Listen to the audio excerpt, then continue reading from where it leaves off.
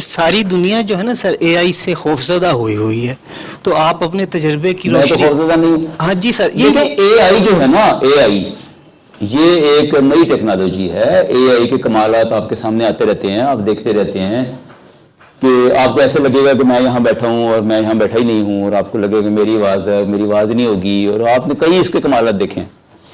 AI से ना खौफजदा होने की ज़रूरत नहीं है। इंसानों का बनाया हुआ, इंसानों की ही हेल्प के लिए एक टूल है, मुख्तलिफ शक्लों में तरक्की कर रहा है। ये जो खौफ फैलाने वाला काम है ना, ये कुछ लोग करते हैं। ये जो साइंस फिक्शन की फिल्में होती है ना, वो देखिए इंडिया की रोबोट, रोबोट देखिए, कौन था इसका हीरो? हीरो कौन था? आपने कैरेक्टर का नाम बोला है ना, रजनीकांत उसका हीरो था। अच्छा, जो साइंस फिक्शन की मूवीज होती है ना, वो उसमें ऐसा होता है कि वो हाथ से निकल गया और बोर्ड जो है वो सारे, अच्छा सबसे पहले उसने गर्दन उड़नी होती है उसी साइंसदान की जिसने उसे बनाया होता है। लेकिन फिल्मों का एंड आपने देखा क्या होता है? कुछ साइंसदान को पता होता है वो बटन कौन सा है जो मैंने दबाना है तो ये इसकी बस हो जानी है।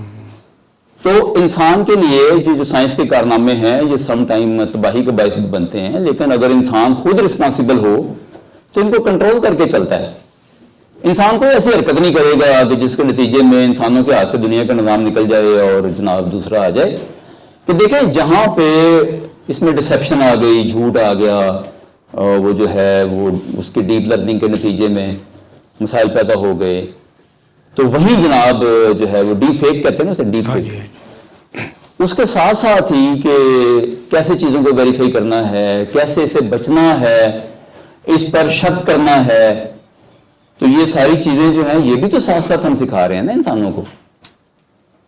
मसलन आपको अभी आवाज़ आए यहाँ से कि ओबामा साहब बोल रहे हैं, तो वो आपको ये भी पता है कि एआई का दौर है, हो सकता है ओबामा की आवाज़ ना हो, तो शक करें और वेरीफाई करें।